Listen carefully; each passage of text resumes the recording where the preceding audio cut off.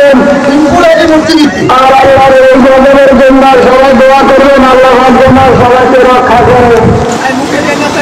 হাত সরকার সরকার চলে আইয়েন। ভাই গামছাটা ছাইলেন না।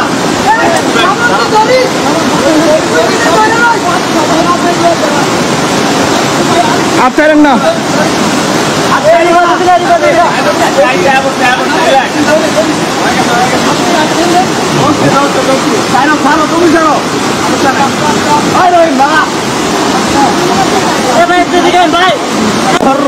ভাই আপনি জায়গায় খারান। এখন কোন বন্ধুত্ব হঠাৎ করে ব্রেক করে ফেলায়, যখন লাগবে তখন দেয় না। ভারত তুমি যত চেষ্টা করো পারবা না, অপেক্ষায় থাকো। ইমাম মাহদী আলাইহিস সালাম একদল সেনা পাঠাবেন হিন্দুস্তানে। তারা এসে হিন্দুস্তানের শাসকদেরকে তাদের কোমরে এবং হাতে লোহার শিকল দিয়ে বেঁধে তাদেরকে গৌতা ঈসা আলাইহিস সালামের কোর্টে জেনারেল হেডকোয়ার্টারে হাজির করবে। হিন্দু ভাইরা যদি থেকে থাকো, just ponder on the news. এই বিষয়গুলোর উপর একটু থিংক করো, একটু ভাবো। হিন্দু ধর্মের প্রতি শ্রদ্ধা রেখেই বলছি, তাদের ধর্মে একটা বিধান আছে যে আপনি ভালো হিন্দু হতে চাইলে আপনাকে গোমূত্র পান করতে হবে, মানে গরুর পেশাব পান করতে হবে। এবং অবাক করা কাণ্ড, তারা ইন্ডিয়া থেকে এটাকে রপ্তানি করে ইউরোপ আমেরিকাতেও পাঠায়। কারণ ইউরোপ আমেরিকার যে হিন্দুরা আছে সেখানকার সুপার স্টোর থেকে, শপিং মল থেকে ওটা কিনে কিনে পান করে। আপনারা যদি বলে এই যে এক বোতল নিয়ে আসছি গরুর পেশাব, এটা খাইলে তোর 1 কোটি টাকা দিন, খাইবেন? আমি কমো তুই নিয়ে আইছিস, তুই খা, ঠিক কিনা? কারণ আমাদের রুচিতে এটা ধরে না, ইসলাম এটা আমাদেরকে শিখায় নাই। তো ইসলামটা হচ্ছে রুচিসম্মত ধর্ম, স্বভাব সুলভ ধর্ম।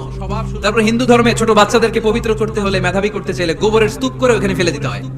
ওই বাচ্চা ছুটে আসবে, কান্না করবে, আবার ফেলতে হবে। ওর গা গোবর দিয়া একেবারে বিউটি পার্লারিং করে তারপরে ওর গোসল করাইলে ও খুব ভালো হয়ে যাবে। এরকম আইডিওলজি তারা বিলিভ করে। তো এটা একটা প্রাণীর মল কারো গায়ে মেখে পার্লারিং করা, এটা কি আমাদের আকলে ধরে?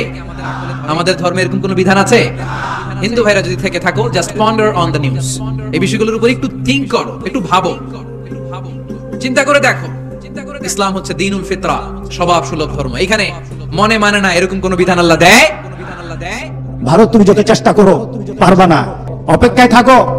তুমি তোমার দেশের মধ্যে কোন ধরনের শান্তি তুমি খুঁজে পাবা না, আল্লাহর গজব তোমার উপর নাজিল হবে। মুসলমানদের বিপদের সময় কোন মুসলমান যদি কথা না বলে আর কথা বলাটা যদি অপছন্দ করে, তার মধ্যে ঈমান আছে কিনা আমাদের সন্দেহ আছে, আমাদের সন্দেহ আছে। কারণ ভ্রাতৃত্ববোধ গোটা পৃথিবীর মধ্যে ইসলাম এমন ভাবে দিয়ে গেছে। রাসূল সাল্লাল্লাহু আলাইহি সাল্লাম বলেছেন, পৃথিবীর এক প্রান্তে কোন মুসলমানের কোন গায়ে যদি একটা টুকা পড়ে, পৃথিবীর অপর প্রান্তের মুসলমান ভাই এই ব্যথায় ব্যথিত হয়ে বলবে, আমিও ব্যথা পেয়েছি, তোমার সাথে আমি আছি। এটা মুসলমান, এটা মুসলমান। আজকে পৃথিবীর মধ্যে মুসলমানরা নির্যাতিত, আর আমাদের মতো মুসলমান নামের কলঙ্ক, তাদের জন্য দোয়া করতে আমরা সাহস পাই না, তাদের জন্য আল্লাহর দরবারে কাঁদতে আমরা সাহস পাই না।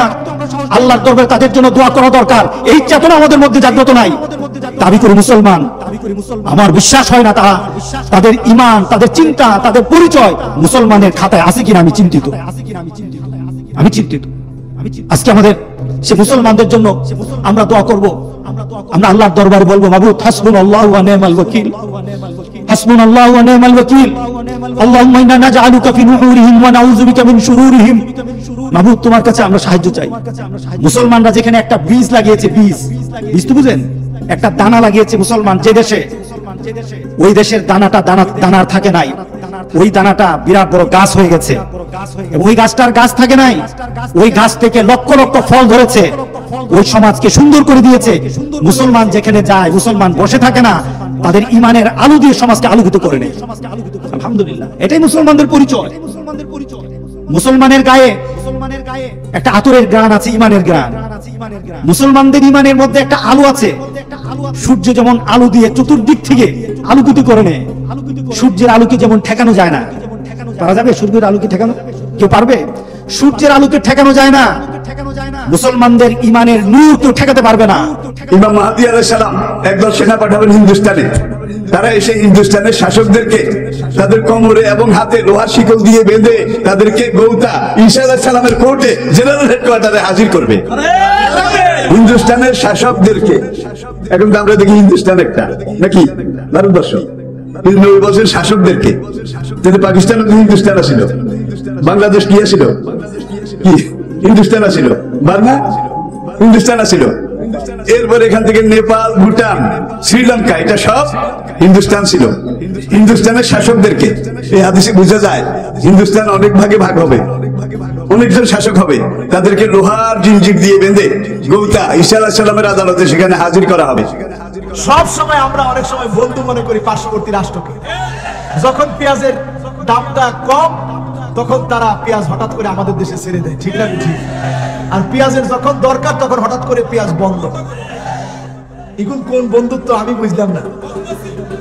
এখন কোন বন্ধুত্ব হঠাৎ করে ব্রেক করে ফেলা, যখন লাগবে তখন দেয় না। এগুলা বন্ধুত্বের পরিচয় হতে পারে না, কোনো কাফের মুসলমানের বন্ধু হতে পারে না, ঠিক না বেঠিক? এই সময়ে খুব খেয়াল করে জেনে রাখবেন, ইউশিকুল উমাম আন তাদা আলাইকুম কামা তাদাল আকালা ইলা কাসাতিহা। আগামী দিনগুলোতে সারা দুনিয়ার কাফের, কুফার, বেঈমান, খ্রিস্টান, ইহুদি, বৌদ্ধ, নাসারা, হিন্দু সবগুলা এক হয়ে যাবে। তারা চাবে মুসলমানের রক্তের বন্যা বয়ে দিতে, চারদিকে মুসলমানের রক্তে রঞ্জিত হবে। এরপরে যিনি মুসলমানদেরকে বিজয় দান করে দিবেন তিনি কে? সিরিয়া মার খাচ্ছে 2011 থেকে, আজকে 2021 চলে, এই পর্যন্ত আবার নতুন করে সিরিয়াকে আঘাত করা হচ্ছে। 10টা বছর ধরে সিরিয়া মার খেয়ে যাচ্ছে, 12 বছর পর্যন্ত সিরিয়া মার খাবে। এরপরেই মুসলমানদের ঘুরে দাঁড়াবার সময় চলে আসবে, ঠিক না বেঠিক?